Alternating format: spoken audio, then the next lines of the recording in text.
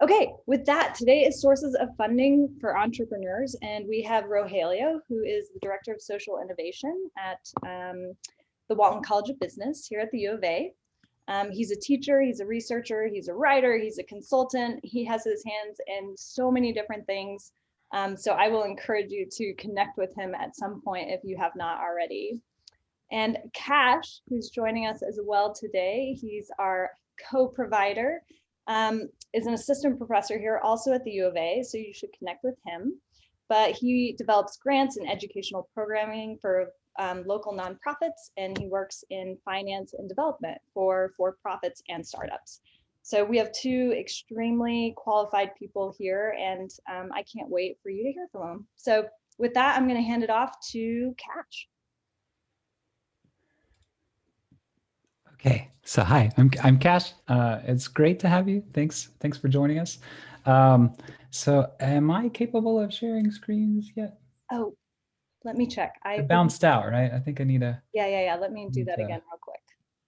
There you go. Reestablish my dominance over the screens here, right? So here you go. Yeah. You see this guy? Yeah. Okay. Yes. So I should probably like go into full screen maybe, right? That's probably fine. I got some links that are going to come up. So this, I talked about it in terms of like, where's the money? So like before we can really get to that question, we got to like ask, who are you? Like what do you want to be when you grow up as a business, right? And what is your mission? And I think, I started talking to Rogelio about how we wanted to approach this topic. And we really landed on the idea that if you're in a kind of a nonprofit space, your mission can seem fairly obvious, but your mission is critically important in the for-profit space as well. And, it has to do with how well you're going to be able to align your interests and your, business with the funders that are funding that thing. And with, whether that is in the grant space, if it's going to be subsidized by some state actors, if you're going to be, trying to find venture capital, you're going to find that they're going to need to know exactly like to the core of you, like what is the kernel of the thing that you're doing and what's your mission and vision. And so those pieces have to come first before you start asking like, where am I going to find money? Because, they're like money's really flexible. Money's moves really fast and can come from lots of different sources. But if you don't know, what your purpose is, then the way that you approach that money or the way that money will find you is all wrong. And so it's also kind of a nice lead in to what Bjorn's going to be talking about next week. When you get into this, the purpose-driven ROI. And so we're thinking about how to match supply and demand, or like basically who funds businesses like yours, right? For-profit space and nonprofit space. And there's kind of some in-between areas as well. And so you can have types of impact investing that you might not have generally considered, where some of those costs might be subsidized. And now I'm going to talk to you from like a purely finance professor lingo of, if you can get any of those costs subsidized, if you can get any of your, any of your funding given to you as part of fulfillment of a mission, then it's going to come at a lower cost, right? And so, you're providing a social benefit, and there are entities that will essentially, subsidize your activities based on providing that benefit, whether it's, just getting like below market loan rates, or whether it's, finding grants because they want to see businesses maybe develop in this area or serving this type of community, or, any of the kind of underserved or, need-driven pieces of the business.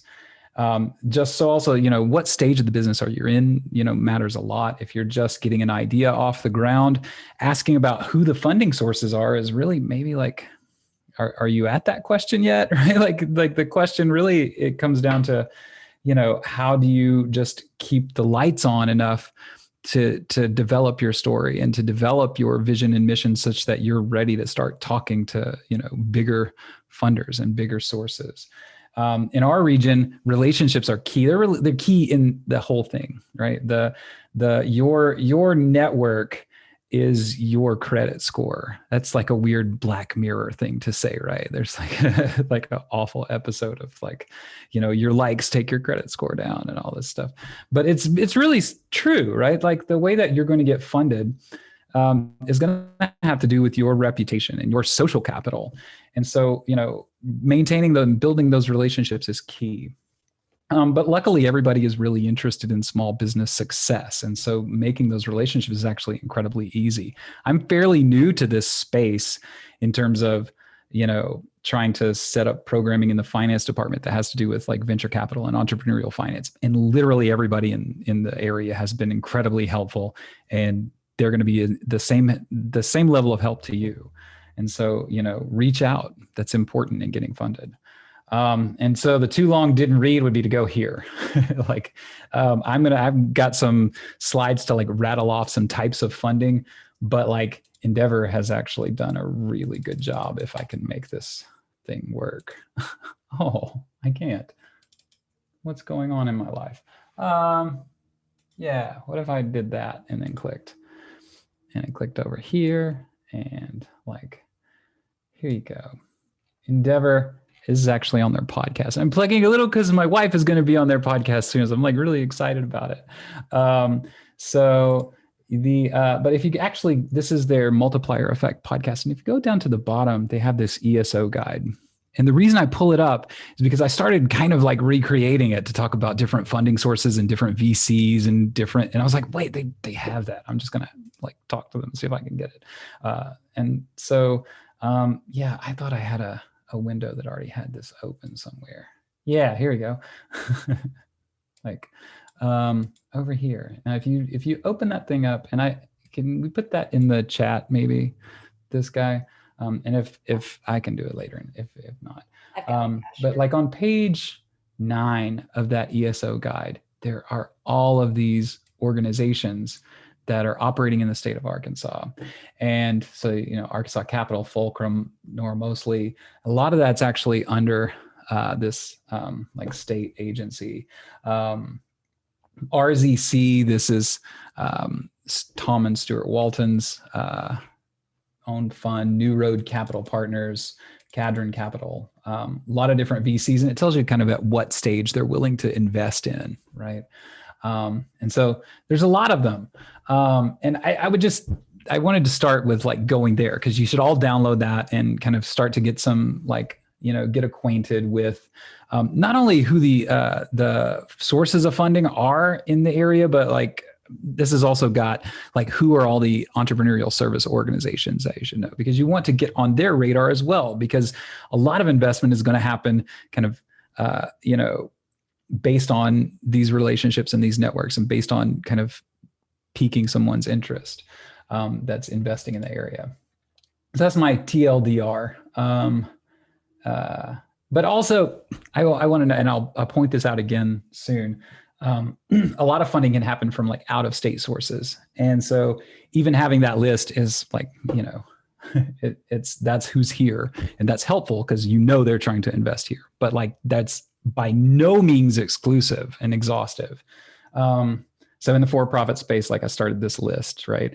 The Arkansas Institutional Fund is a fund of funds, and it has all of those funds in it. There's also some like corporate VCs that aren't going to make it that list. So like Walmart does some like merger and acquisitions and kind of operates in the space and in a way that I don't think they actually invest equity in firms, but they're willing to like buy firms that are doing something useful for their business. Tyson Ventures is making investments in like the, food modernization space, I guess you would call it. Like I think they have like some fake shrimp now, and like they were Beyond Meat investors. And so there's also like the Southern Opportunity and Resilience Fund, which is going to be some loans that are going to pop up. These are actually going to be related to businesses that have suffered from COVID, but it's nice because it's going to be in the area. And then angel investors is an interesting topic, because if you're in this workshop thinking about where do I get funding, you probably are very interested in angel investment, because that's a very, forgiving level of funding that you can access early. And I'm doing this project called the Arkansas Capital Scan, and we're trying to aggregate all of the different funding sources in the state. And angel investment is kind of hard. We can look in PitchBook and we can find a couple, and I've talked to several of them. And the Archangel Alliance is a fairly nascent organization that's set up to try to both aggregate existing angel investment activity in the area and to bring in new ones, like to educate people on this asset class and get more angel investors out there. But I think a lot of it's actually just happening from people who are extremely wealthy and who are willing to directly invest in firms. And they're not necessarily saying, I'm an angel investor, right? They're not like, hanging a shingle up and saying, this is my angel investment firm.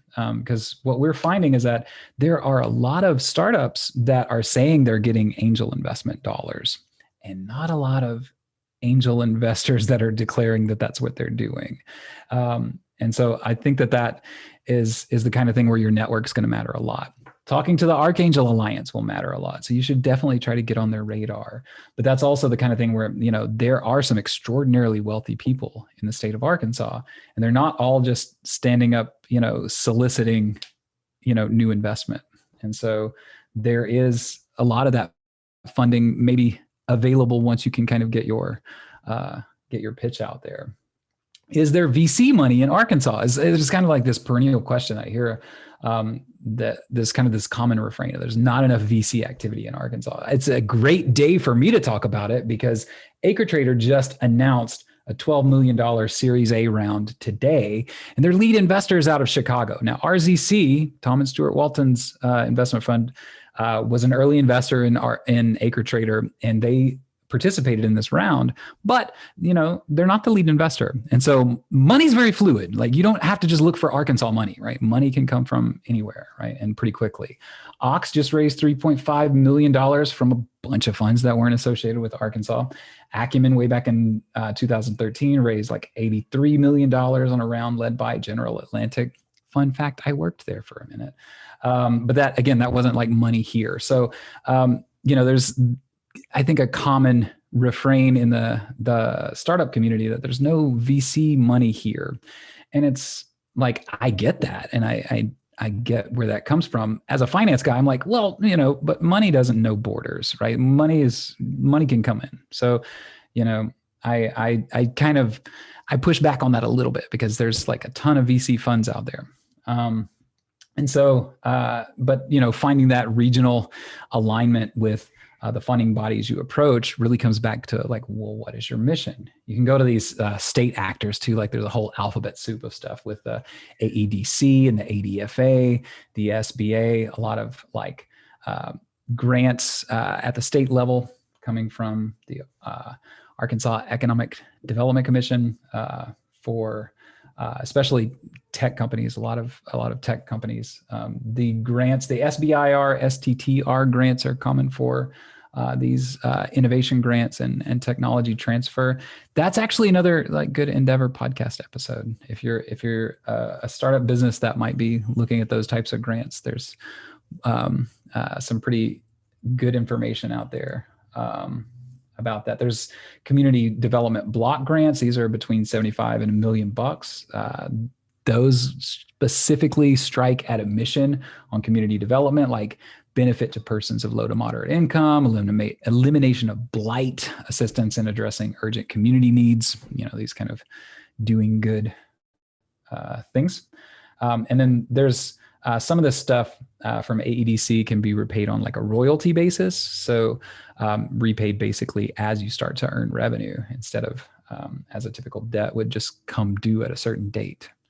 And SBA does a lot of like small business loans. So, and there's working capital through the ADFA Capital Access Program as well. University of Arkansas has a few funds like Commercialization Gap Fund, Innovation and Collaboration Fund.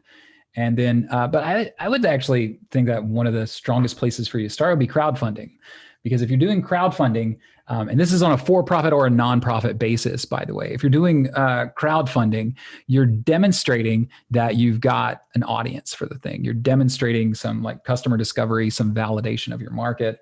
You're not trading into your company, and you're starting with, basically some pre-sales if you're in a product market, such that you don't end up with risky inventory management issues. Some of the my wife's company, we operate in the like apparel space, and some of the riskiest parts of being in that business are like when you scale up, you have to do this big inventory buy. You want to create alerts, and you should want to. If you want to save marked lists, which we covered in the first session and part of the session, you should want to do that. You do need to sign in. I don't know who's talking. Sorry, I just muted them. I think they somehow unmuted. So sorry, Cash. Go ahead and continue. It's okay. It's okay. I'm entirely scatterbrained. One of the riskiest things is, making the big inventory buy. And if you do some of your earlier moves with, crowdfunding, then you're basically locking in some pre-sales. So you don't show up, to one of those first big moments in scaling with a lot of risk that you can't sell this inventory, and you've had to take on all of this potential financing for, a risky thing.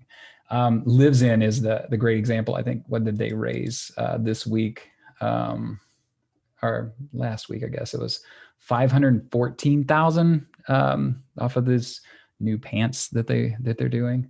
My wife also in the nonprofit space, when COVID-19 was impacting the Marshallese community in Springdale, she decided to just, spin up some grocery delivery for them, for some of the families that were impacted. And, so that's the kind of thing that can work on programmatic issues in the nonprofit space. Things that are like really mission driven, and it can work, in the product space. That is not a panacea for every, possible business type, right? If you're in some, B2B, like enterprise software development, you're not going to be able to like crowdfund that, right? That doesn't fit your business model. But if you can crowdfund, the other piece of it is that as your business grows, you've demonstrated to your funders that there's something behind this other than their money, right? Like there are people that want your stuff and they're willing to pay for it. And so, as you go to venture capital or, any type of, or even angels, they're going to be more impressed with the viability of your business, having demonstrated that other people are willing to pay for it. And so you could also think about doing crowdfunding on the lending level. So like Kiva is like a crowdfunded like micro lending platform. We have a chapter of Kiva that is in Northwest Arkansas that is associated with Startup Junkie. Startup Junkie, great people. You should talk to them. I'm sure everyone in here probably has, because they're like everywhere. And if you haven't, you should. They're great. And in the philanthropic and impact space, you got a whole bunch of foundations with names that start with W, right? And I actually have kind of more experience on raising funds in this sector because of like work in grant writing that I've done. And so I can speak to that a little bit more clearly, but I put some of the top funding sources here. So I didn't make an exhaustive list by any stretch of the imagination, but here are some of our top ones in their annual giving. And so, we can, so when you get into these foundations, they've got program related investments, PRIs, and that's, program related is like once there's reliable revenue coming into the social enterprise, those are like maybe below market loans that are considered part of the foundation's distribution. I like to think of it this way. So like there's a foundation usually has like a pool of money that they are, that are like assets under management. And then they are like spending down, basically like the returns on it in a lot of cases. Like there's an endowment and then there's, the spending off of it. And this program related investment actually can start to get back at that like main body of investment and say, well, let's make sure that all of the money is working, right? And so mission related investments, this is more, I think, kind of the traditional approach that are these are made by foundations, the expectation of generating social or environmental benefits, as well as risk-adjusted market rate returns. Grants do not require a repayment. They're not a sale of securities. They're not claims on the future revenue of the firm. You're not giving away any of your firm. You're not taking on debt. Grants won't put you into bankruptcy and cause financial distress. So in terms of my traditional finance view of it, there's really like no cons to taking on a grant, right? You're charged with fulfilling your charitable mission. And in writing a grant, you have to, come up with what are the indicators that said you did a good job. And that's a challenge. And Rogelio is going to speak to that type of challenge. That challenge applies, by the way, in the for-profit space as well. Aligning your interest with the funding bodies is really important. If you're just fishing for stuff, maybe you're going to start like lending bikes to diverse students at charter schools. That may, check a few boxes. These are the jokes. So most funding bodies, they're going to like put out newsletters. They're going to put out blog posts. They got LinkedIn posts, and you should be subscribed to them. You should be paying attention to what these funding bodies are doing because they're telling you, right? Like you don't need me to tell you, just go listen to them, right? There's not that many of them. Just listen. Are you subscribed? Know what they're up to, know what their strategic vision is. Yeah. And so what are they going to fund? They're going to tell you. They're usually going to post the success stories of some of their recent grants. Some grants are invite only. Getting on the radar of the foundations can be tough. I still haven't figured out how to get on the radar of that Wingate guy. I think he's in Siloam Springs in an office and I haven't figured it out. I don't know. So like maybe one day, but you just got to keep networking. You got to keep trying. You seek advice from people that are connected to these funds. Hopefully you're seeking advice from them before you're asking them for stuff, right? Hopefully, because people really want to see you succeed, but they might be a little cagey about you asking them directly for money and things, right? So like getting advice and getting mentors and getting invested in what they're doing and trying to understand it is all a process of like getting yourself connected to that money. And so typically these grants are going to start small. They like to fund pilot programs. Funding operations and overhead is always the challenge. Grant making bodies will often cap the amount of salaries and overhead they're going to take on. And so those types of grants are like capacity building and they're more rare. So, as you start your business and if you're applying for these grants, a lot of them, it's very hard to get like salaries out of them, right? They usually want like more specific, like programmatic results, which is, it's a very hard thing to live on program. So it's really helpful if some of your programs are actually generating revenue, or do you have multiple funders on one grant? At larger scales, you might need to engage a grant writer and a grant manager. Those might or might not be the same person. The tracking is going to be significant and time consuming. You need to track all of the outcomes that you have promised in your grant. And just set this up in QuickBooks so that your QuickBooks looks exactly like what the grant people want to see. So that, as you have to track all of these outcomes and these accounts and these expenses, like make it so you can print a report instead of like spending a week trying to collate that stuff. And so I think that's where Rogelio steps in, right? Yes, that's right. That's right, Cash. Thank you so much. You want to keep sharing or you want me to share? You could share. It might be a little smoother. Okay, so do you mind just stop sharing now? Yeah. There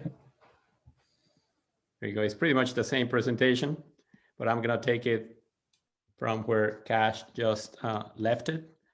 Let me just...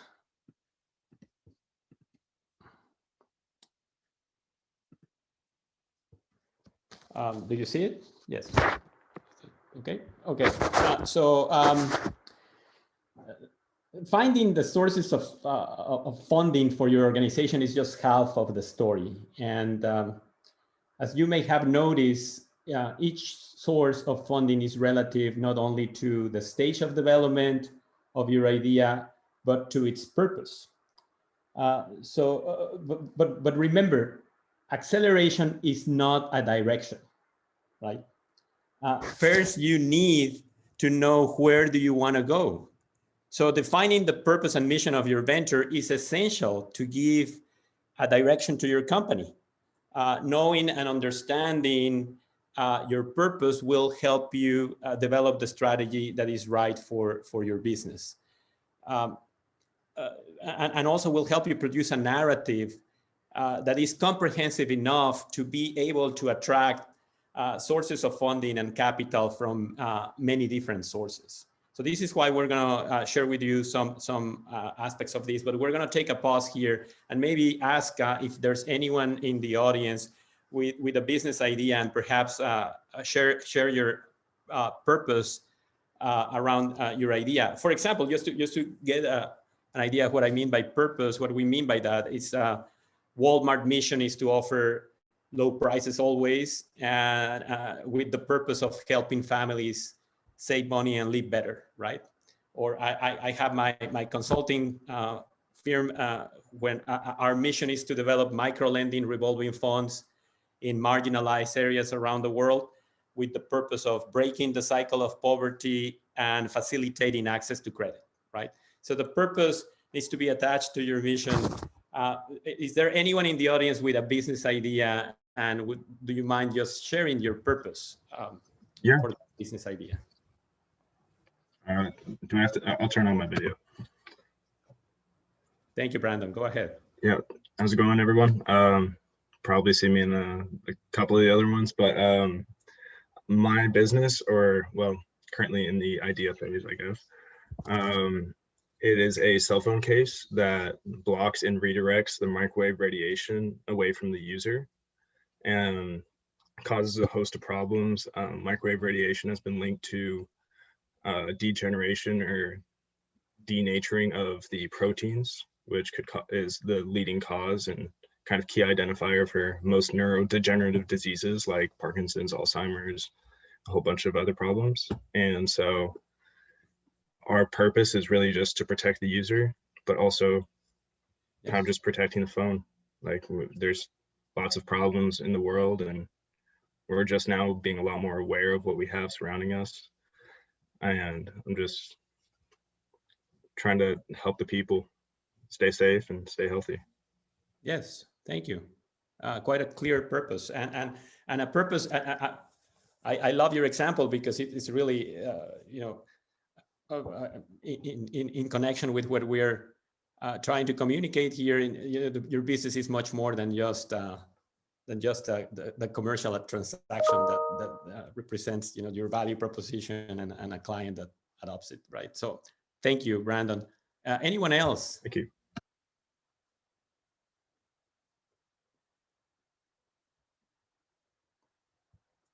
Anyone else with an idea that may want to share a purpose?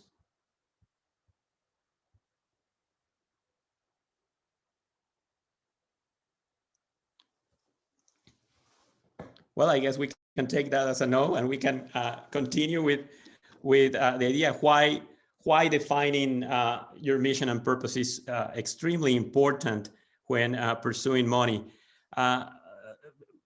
and sources of funding.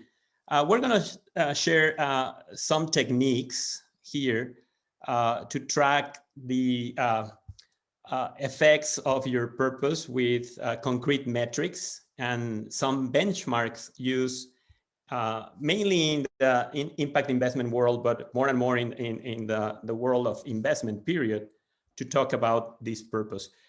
What gets measured gets done, and this implies that measurement is not just a tool for capturing information about systems or about our businesses, but also an intervention itself, an opportunity to intervene and adjust strategies.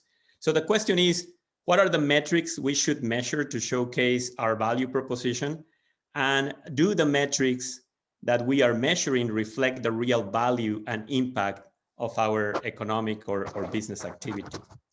So whether you are a for-profit or non-for-profit, a good place to start tracking the way in which you can talk about the purpose of your company, of your business, is to talk about outputs and outcomes. An output is essentially defined as the basic measure of an organization's activities, number of healthy lunches sold last month, or number of meals provided for families in need in your food pantry or anything like that. And an outcome, in contrast, is what people actually accomplishes with the provided services, directly or indirectly, the externality of your output. So an outcome is normally multidimensional, and they can be tracked in quantitative or qualitative terms. And this is very important, because if we want to create a narrative that is compelling to many sources of funding, knowing how to talk about the outcomes of our outputs is really important. Rogelio, this is Alan. Sorry to interrupt. I'm looking at your PowerPoint and not your presentation screen. So as you're going through this, all I'm seeing is one PowerPoint slide. Oh, really? That is strange. Thanks, Alan. Yeah. It's not changing? It's changing for me. No, I would exit out of it real quick. Okay. And stop sharing your screen. And then if you could reshare your screen. Yep. And then maybe share just the PowerPoint. Yeah. Okay. And see if that helps. Yeah. I'm. There you go. There. You know? Thank you, Alan. Okay. Well, thank you so much for letting me know, because I would have arrived to the end of the presentation just moving the slides for myself. Appreciate it. Well, this other aspect that you can use, this other technique that you can use to start compelling how your purpose looks like in quantifiable terms is the theory of change, and it's basically linked to our ability to create agency in the community. A theory of change is the empirical basis underlying any social intervention or any community impact that our business, service, or product may have on the community. It is important to formulate a simple theory of change for the pain point you're trying to solve. And it is important to organize this theory of change in terms of what is known as SMART goals.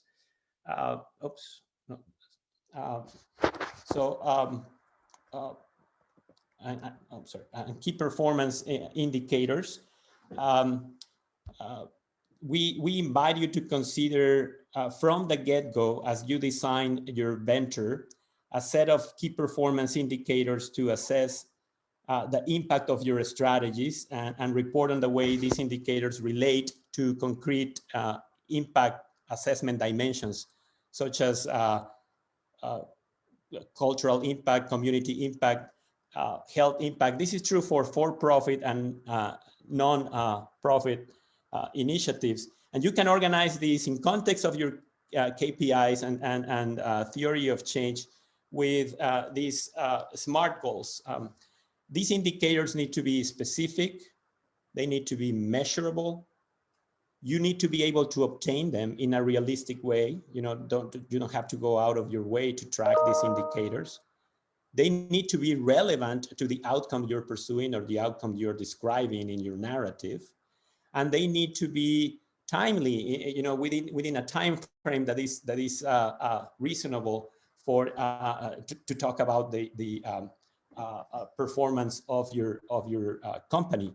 So a quarter, a year, something of that nature. Now, the question is, how does success look like here? When you track these indicators, when you track these variables, how does success look like? What is the real impact of our economic activities? And how will investors know and be able to track this impact once they make their investments? So there are multiple tools around the world of the world of financial capital to track the impact of our businesses. But because of their nature and its focus on a double or triple bottom line, impact investment actually offers some really interesting and yet rather sophisticated impact assessment mechanisms to accomplish this. This may overlap a little bit with the next workshop, but I think we're just going to talk about this in a very general terms. But I think it's so important to really make a case for how important it is to attract investment by tracking certain elements, certain variables here that, for good or bad, are now becoming the norm of every business. You don't really need to be a social enterprise to be tracking this kind of information. One of the most popular in the field of investment is IRIS. And IRIS makes it easier really for investors to translate their impact intentions into impact results. All investors and companies create positive and negative effects on society. And the impact investors that are seeking to maximize the positive and minimize the negative look at IRIS options as a standardized international benchmark to integrate social and environmental factors into investment decisions alongside risks and return. So this tool promotes transparency, credibility, and accountability in the use of impact data for decision-making purposes. And it is a free, publicly available resource that is managed by the Global Impact Investment Network, which is one of the leading agencies or institutions on impact investment. Another benchmark, very interesting and useful, that is used more and more for companies, whether social or not, is the environmental, social, and governance, or ESG criteria. And these are a set of standards for a company's operations used by socially conscious investors to screen potential investments that they want to make. This is pre-investment. So environmental criteria considers how a company performs as a steward of nature. The social criteria examines how companies manage relationships along the supply chain, internal and external relationships with employees, with suppliers, with customers, and obviously with the communities in which they operate. And governance deals with a company's leadership, the executive pays, audits, internal controls, shareholder rights, etc. There are plenty of auditors and auditing companies out there around the ESG criteria, but really no government agency truly regulates this entire benchmark, right? So this represents one of the weaknesses of this criteria, as there is no common approach to regulating and enforcing this criteria. The London benchmark report is another criteria used by many companies around the world, and is a tool essentially to drive best practices around corporate social innovation. It started with about 6 companies in the UK, and now it has grown to about 150 companies. The model focuses more on what companies achieve rather than how much money is invested in these companies. But the model, in essence, covers 4 critical questions. Why do we contribute? What do we contribute? How do we contribute? And where do we contribute? So this benchmark actually inspired the creation of the World Benchmarking Alliance. And the Alliance acknowledges the idea that the private sector, and this, I consider this to be very important, the private sector, the world of business, and new business development, innovators, entrepreneurs, investors, regardless of the nature of their idea and or the might of their participation, play a crucial role in advancing the Sustainable Development Goals. That's pretty much the benchmark, right? The benchmark is the Sustainable Development Goals, and this is an assessment of how the company deals with one or more of these goals. and contributes to their fulfillment. So the benchmark envisions a society really that values the success of business by what they contribute to the world, and not only by how they maximize their financial return on investment. So long are gone the days when Milton Friedman back in the 1970s defended with particular fundamentalism the idea that the only purpose of a corporation was to make money, right? The only purpose of a business is to make money. The world corporate social responsibility of business is to make money, I think he said. Yeah. So the World Benchmark Alliance says about 2,000 companies in the world today. Some of them very influential in their industry, ranking and measuring them on their contributions to the Sustainable Development Goals. By the way, if you are not familiar with the Sustainable Development Goals, I invite you to visit the United Nations Development Program, UNDP.org, where you will be able to see each of these goals there and what they are about, how we are moving forward in the fulfillment of these goals, since the goal is to fulfill most of them by the year 2030. We are not on track, but I think progress has been made. The impact management project also includes about 2,000 companies, but they also include nonprofits, non-governmental organizations, and they try to create a common denominator for impact through investment, asking 5 fundamental questions related to what are the outcomes that a company should track, how significant these outcomes should be, who experiences the effects, and where were they before any intervention was made? How does the effect compare to what was likely to happen anyway? So what's the contribution of the company? And what is the risk in doing this, and the difference between the actual impact and the expectations? The purpose here is to come up with what they call the ABC of investment. The A stands for what do I want to avoid? The B stands for what do I intend to benefit? And the C stands for what do I want to contribute? The social return on investment is also a process that is really interesting because it aims to obtain a series of concrete monetary estimates on the social contributions of our business activities.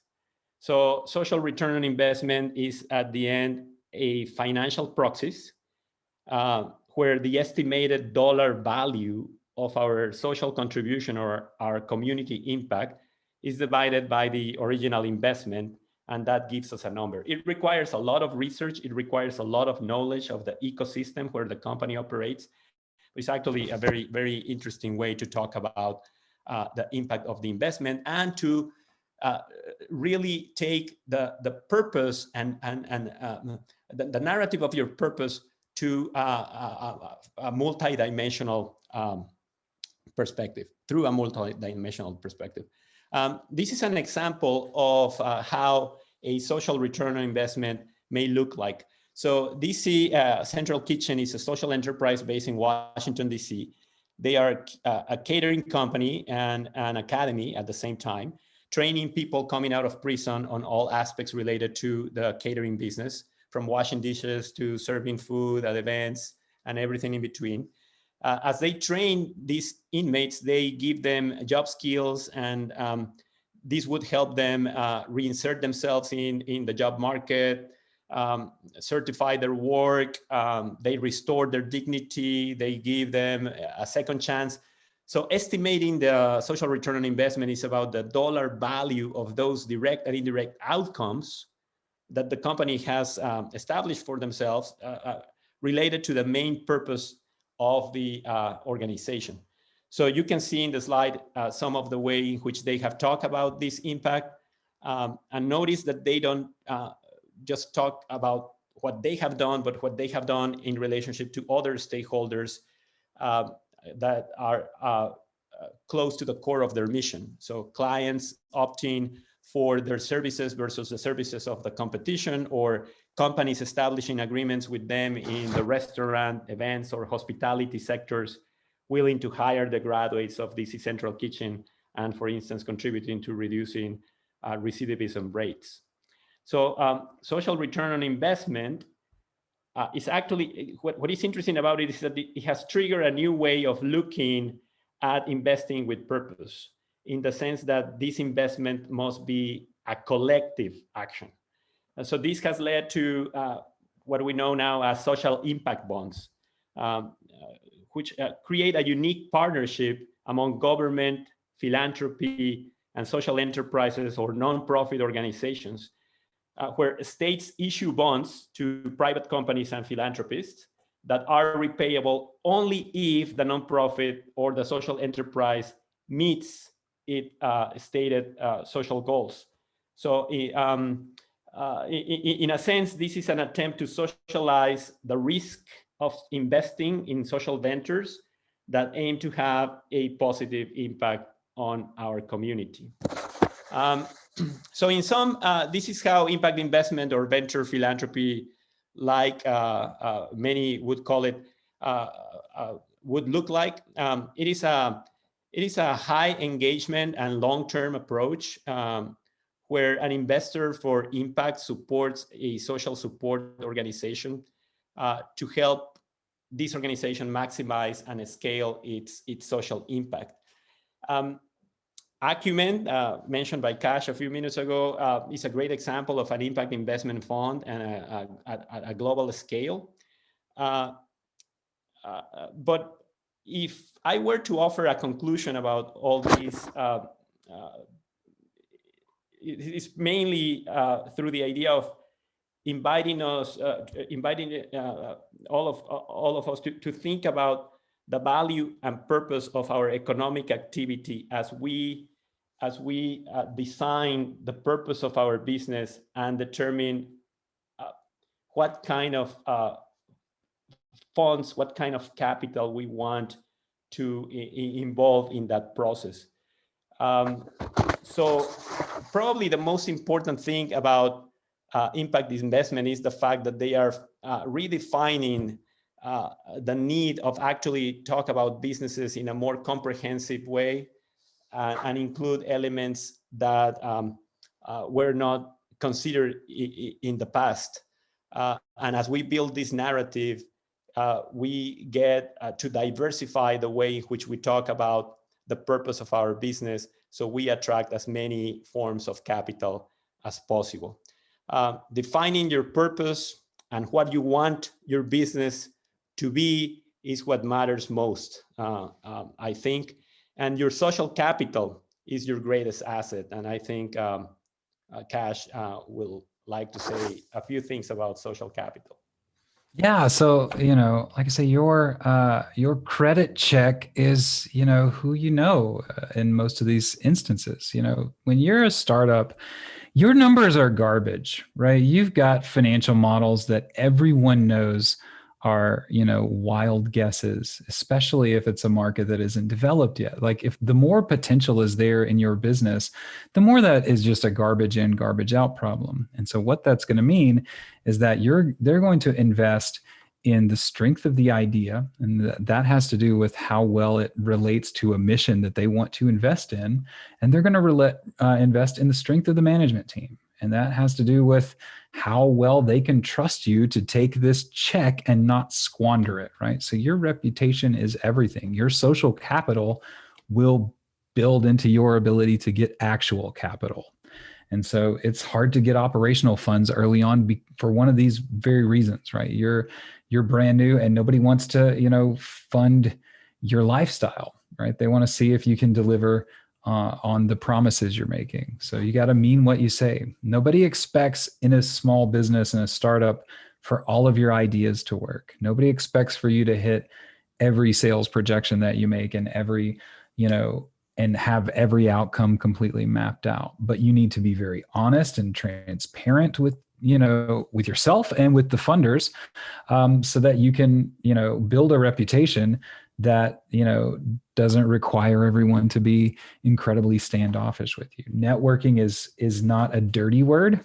Networking is not icky.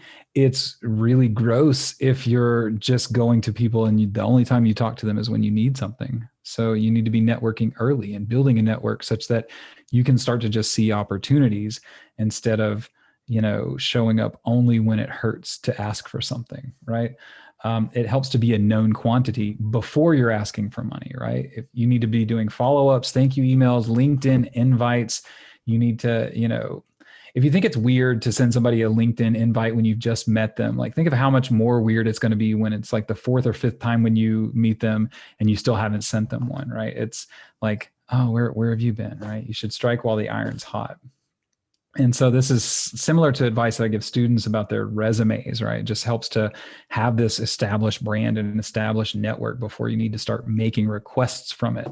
Also, build a board. Like if it's your for-profit enterprise, you're probably not going to add a very large board because, you kind of need to be nimble and have some control, but try to at least put somebody that knows what they're doing that can vouch for you on that board. Right? So you can kind of borrow some social capital and you can get a mentor. You get someone else that is invested in your success and that can advocate on your behalf. In a nonprofit setting, building a board is huge because they're usually responsible for doing some fundraising for you. And so, their reputation matters and your reputation matters. So you can collectively build a reputation. And I think that's that slide.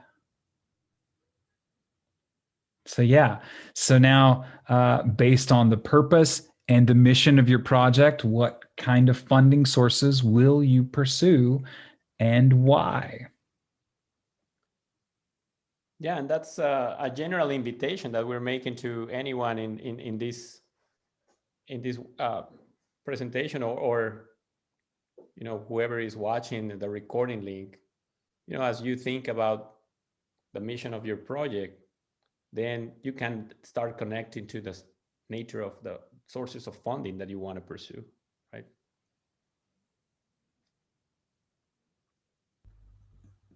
Hey, sorry, Cash, you dropped in the capital scan. Did you want to say something about that for anyone, or no, just dropping it in there as a... That's the big project that we're working on with Shaheen. She's actually on this call. She's the project manager and she's absolutely delightful and awesome. And she was like, here's the link. We just got, I was like, so yeah, put it out there. So yeah, that's what I talked about today is kind of like, I was a little bit nervous because we're still kind of working on this project that's actually going to be aggregating all of this data on capital flows in the state, including, crowdfunding, venture capital, impact investment, basically every small business lending, grants, everything that we can get our hands on. And I mean, I know there's going to be some gaps in what data is actually available to us, but we're going to try to get everything we can. And so trying to get the word out there and get as much data as people will give us. And hopefully use that to increase the efficiencies of capital markets in the area, make it a little bit more transparent, a little bit easier to invest, and a little bit easier for people to understand how they can connect to sources of capital. Awesome. So check out that link if you guys want that. It's under that Arkansas Capital Scan. Okay, that was my only interruption. We have about 4 more minutes.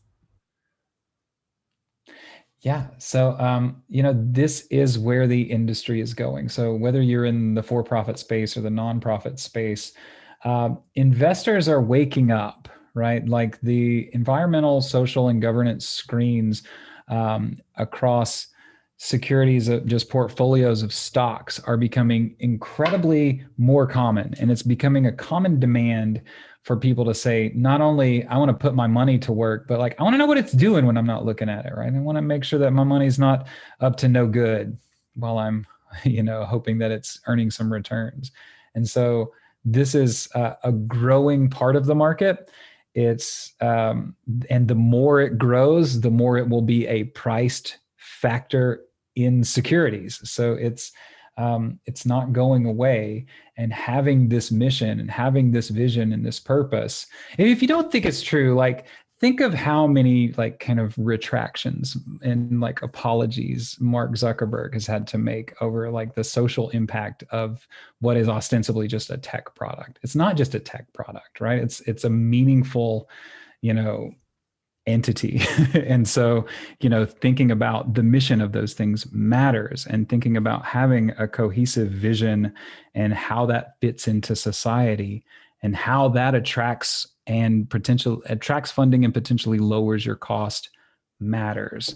And so, yeah, got to know who you are.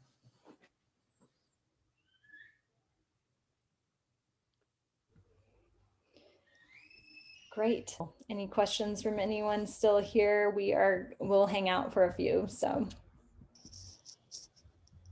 Hello, Helio and Cash and Stacy. I had a quick question. This is Yeah, Devar. Hey, good to see you. Hi. Good seeing you. So when you're talking to venture capitalists or angel investors, do they usually ask what your mission and purpose is right off the bat? Or is that something we should include in early on, like if we're, for example, pitching to them, that should be one of the first couple of things we say? So to me, that gets down to the same notion. If you're just like, let's say you just have a gadget, right? Like you just are in the for-profit space, you've got a widget you're going to sell, or you got like an app, like that still comes down to your like being able to condense this thing into an elevator pitch, right? This is like, do I understand what I'm doing well enough that I can like just collapse this down to the most discrete nugget?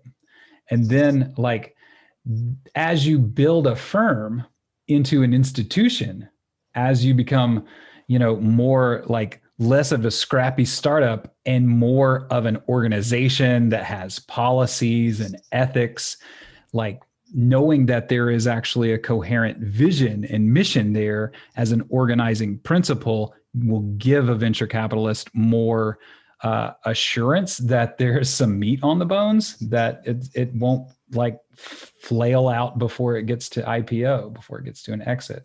So is that something they're going to ask directly for? That's going to depend on the investor. But in terms of how much sense does it make in terms of building out your concepts of you know what this firm is supposed to be and who it should be attracting and who its customers are, I think it's central and vital. Gotcha. Okay. Yeah, that makes a lot of sense. Thank you. Want to remind you, we are talking about profit and purpose, measuring profit and purpose next week with Bjorn. So please feel free to join us and sign up for that on Eventbrite like you did for this one. And we want to say thank you to Rogelio and Cash. So thank you guys for being here. That's great. Thank you, Stacy. Thank you for having me. Everyone for joining us.